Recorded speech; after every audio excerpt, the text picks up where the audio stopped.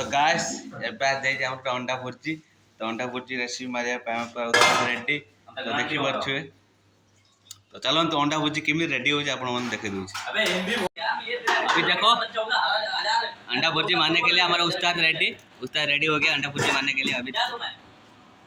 तो पहले मिर्ची डल गया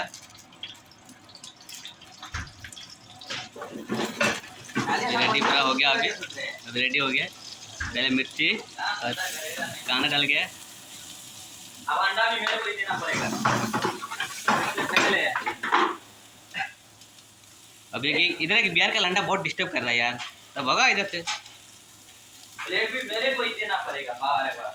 रेडी हो गया देख सकते हो साथ अभी आ गया टमाटर आ गया टमाटर आ गया वाह वाह वाह ट्रैक्टर आग लगा दी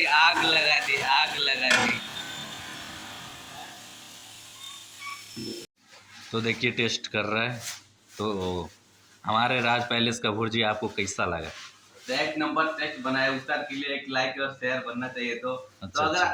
हमारा रेसिपी अच्छा लगा तो एक प्यारा सा कमेंट भी दे दीजिए ठीक है तो मिलते हैं नेक्स्ट वीडियो में चलो।